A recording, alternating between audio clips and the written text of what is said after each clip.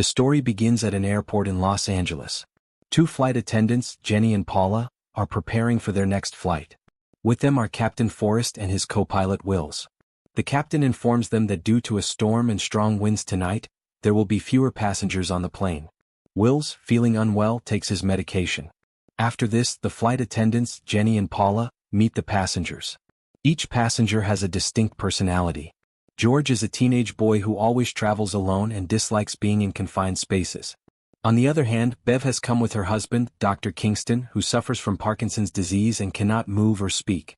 Sheila is a military doctor but is afraid of flying. Louis sits quietly with his cat. Nathaniel and Suzanne are a couple expecting a child, and they are very concerned about germs, so they clean their seats thoroughly. Host and Nika are foreign passengers who do not speak much English but are very happy and excited. Henry, a scientific type, has brought hamsters with him. When Raph, an airline staff member, helps Henry put a hamster in its cage, the hamster bites him. The cage doesn't fit properly, so the flight attendants force Henry to place it in the cargo hold below. A little later, a passenger named Preston starts feeling unwell. He exhibits the same symptoms as Wills, the pilot. Then the plane takes off. At that moment, Jenny notices a passenger named Neil talking on his phone. She asks him to stop, but he refuses. Then Henry tries to force Neil to stop, and they get into a fight. Jenny intervenes and warns them that if they don't calm down, the police will arrest them upon landing. After this, Henry starts flirting with Jenny. He mentions that he has a PhD and complains that people nowadays have become rude. Soon after, Henry watches the news, which reports that a building in Los Angeles has been quarantined because a dangerous virus has spread there. Meanwhile, Rafa's condition worsens. He stares at his injured finger and asks for water. Jenny notices this and becomes suspicious that something is wrong. Raph, the man bitten by the hamster, is now behaving very strangely. Jenny watches as he suddenly vomits over her. Foam comes out of his mouth and he screams like a madman, demanding to be let off the plane. Flight attendants Jenny and Paula try to calm him down and help him. Meanwhile, no one notices that Louis's cat slowly approaches and starts sniffing and eating the vomit, meaning the virus has now spread to the cat. Jenny steps away for a moment. Paula, with the help of another man, begins cleaning Rafa's body. Suddenly, Raph jumps up and runs to the cockpit door, banging on it and shouting to stop the plane immediately. Captain Forrest and co-pilot Wills lock the door and inform the airport staff that something is wrong on the plane. Henry and the others try to restrain Raph, but he has become very strong and pushes everyone to the ground. Eventually, Henry, Sheila, Paula, and George manage to capture Raph and tie him with plastic straps. Sheila, being a doctor, checks that no one else is injured. Jenny, frightened, tells Paula that she doesn't know what to do. At this moment, Captain Forrest announces that they have received clearance to land and instructs all passengers to take their seats. The plane begins to descend and shakes violently. Raph keeps slipping, so Jenny and Paula try to get him seated. Suddenly, Raph regains consciousness. His eyes turn red and he bites Paula's nose. Paula is severely injured and begins to bleed. The other passengers panic. Together, they push Raph into the bathroom and lock the door. The plane lands safely. Sheila quickly brings a first aid kit and applies a bandage to Paula's face to stop excessive bleeding, but Paula's condition remains serious. Meanwhile, Forrest is worried because the ground control instructs him not to open any doors. However, he feels this is wrong and decides to break the rules, stopping the plane at an empty gate. Ed, who handles luggage, sees the plane arriving and opens the gate, allowing everyone to disembark. Everyone leaves except Bev and Dr. Kingston as they have difficulty walking. Ed leads the group to a closed door, but it's locked from the inside. He calls over the radio but there is no response. Ed then takes everyone through another route to the airport storage area. He notices that all the doors are closed and the security cameras are on. This means someone has deliberately locked everything. Suddenly, sirens go off and a loudspeaker announces, "All of you have been quarantined. Please stay here and await assistance." The passengers try calling their families to inform them that they are trapped.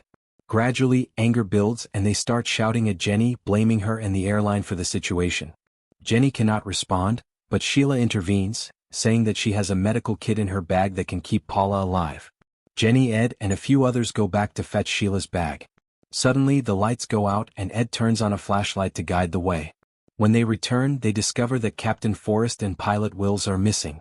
Jenny opens the bathroom door and sees blood everywhere. Preston goes to retrieve his laptop and collides with Dr. Kingston. Bev, who was sitting alone, is now missing. Plastic straps lie torn on the floor. Pallet crawls toward them on all fours, his face covered in blood. Suddenly the infected Captain Forrest attacks Jenny. Everyone tries to save her, but to no avail. Neil fires his gun, killing Forrest, but Forrest's blood splashes onto Neil's face. The group then flees from the plane. On their way through the gate, they see Dr. Kingston biting Preston's neck. Nearby, Bev, his wife, is crying. But suddenly Bev also becomes infected and attacks Jenny. Jenny manages to shut the door, saving the rest of the group. Ed quickly moves furniture in front of the door to prevent Bev from entering. Jenny looks around and notices drops of blood on the floor, panicking as she wonders where it came from. Soon, chaos erupts completely. Everyone starts arguing. Angry, Jenny shouts at everyone to be quiet and declares that now that the captain is dead, she will take responsibility. Sheila tries to explain that this is no ordinary disease. No one knows how the virus spreads. Jenny recalls the news about a quarantine building. At that moment, Dr. Kingston notices a rat nearby. Its eyes are red and though weak, it tries to make a sound. Suddenly the rat jumps on him and bites his head. George knocks it down and together they trap the rat in a bucket. Sheila immediately treats Dr. Kingston's wounds. Now everyone fears that George or Paula might also be infected, so they are placed in separate containers for safety. Ed, wearing gloves, inspects the rat. A tag on its leg reveals it was an escaped lab rat. George remembers that Henry had brought some hamsters but may have lied, as the creature he saw had a long tail. Jenny confronts Henry privately, and he swears he isn't lying. He insists that lab rats never behave like this and that all safety checks had been passed. This brings a brief moment of relief.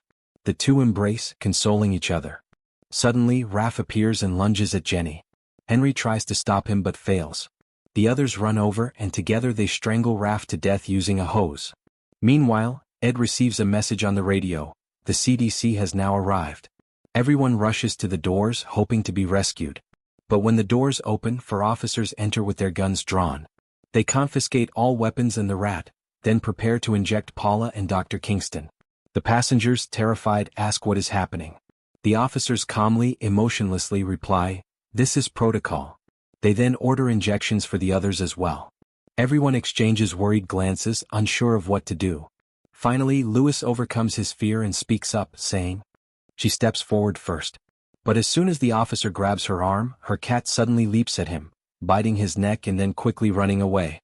One officer fires in panic, but every shot misses. Meanwhile, Dr. Kingston's body begins to convulse. His eyes turn red, and in the next moment he transforms and lunges at the officer, biting him. The other officers fire back in response. Kingston collapses immediately. No one knows if he is dead or alive. They try to carry the injured officer outside, but the door is locked from the inside. In panic, they shoot at the door and eventually manage to escape. Host seizes the opportunity and slips out after them. Outside, the police are already present. Seeing people coming out of the building, they open fire. Within seconds, almost all the officers are down except for one agent wounded in the leg. Jenny and the others drag him back inside and shut the door. From outside, they can hear the infected people growling and screaming. They immediately hide in a container. Meanwhile, Susan lags behind and notices foam coming from Neil's mouth. The others realize that he has also been infected and drag him into the container. After a short while, Sheila notices that the injections administered earlier were all different colors. She explains that this means there wasn't a uniform protocol. Each person was given a different drug or chemical. Henry grows suspicious. He points a gun at the wounded officer, forcing him to tell the truth. Finally, the officer admits that he is not from the CDC but from the CBDT, the Chemical Biological Domestic Terrorism Unit under Homeland Security. His team had gone to the Los Angeles apartment where the infection was first seen, but none returned. In the attic, they found a bioterrorist lab run by a cult, performing dangerous experiments on humans. The officer says they tried to develop a cure from a single surviving person, but the result backfired, making the virus faster and uncontrollable. The situation had completely spiraled out of control. From the officer's statement, it becomes clear that this group is next for human testing. After confirming the disease in the rats, the officer suddenly grabs the gun from Henry and shoots himself before anyone can react. Nika breaks down witnessing this. Then Ed suddenly remembers an old drainage tunnel under the terminal, which fills with water during heavy rains. If they can reach it, it might be their escape route. At that moment, Wills appears above the container through an open hatch and grabs Ed's hand. Henry tries to shoot him, but the gun is empty. Ed quickly tells George to press a button. The container lifts, and Wills crashes against a beam, getting crushed. All the passengers exit the container, and Ed leads them toward the area where the drainage tunnel opens.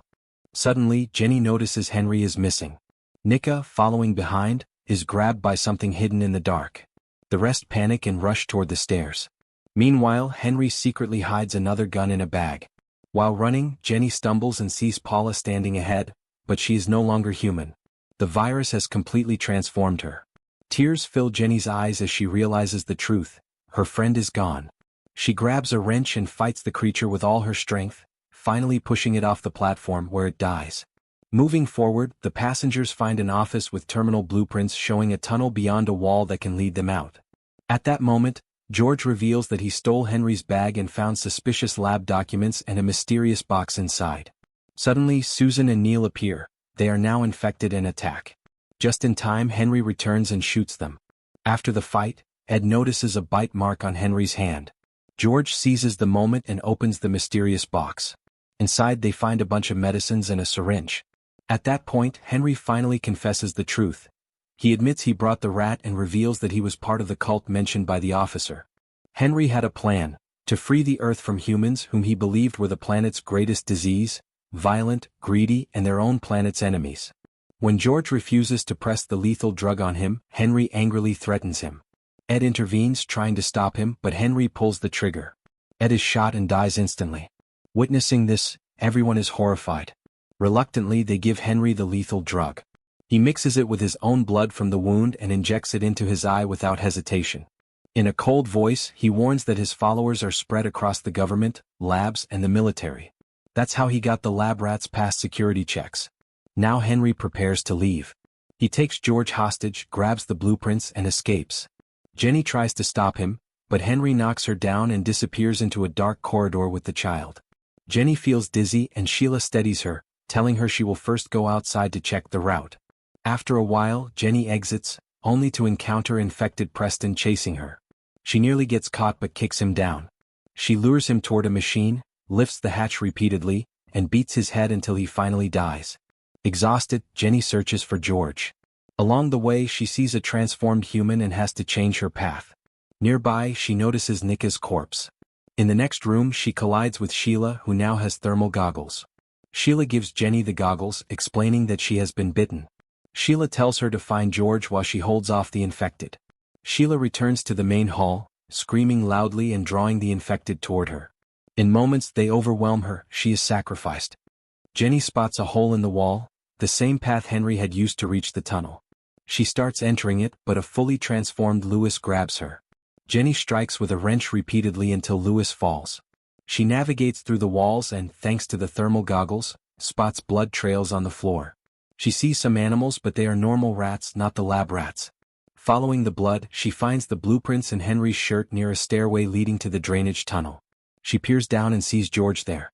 He tells her that the drug didn't work and that Henry has transformed. Ignoring the warning, Jenny descends. Blood drips onto her goggles and suddenly Henry appears, terrifying and transformed, lunging at her. He throws her to the ground. Jenny's goggles fall off, and she struggles to push him back with all her strength. At that moment, George picks up the goggles, draws his gun, and shoots Henry. Jenny grabs a wrench and repeatedly strikes his head until his movements stop. Then, a massive explosion occurs above them. Flames erupt near the hatch. Outside teams are now setting the terminal on fire. The exit is blocked. Jenny finds a nearby maintenance tunnel.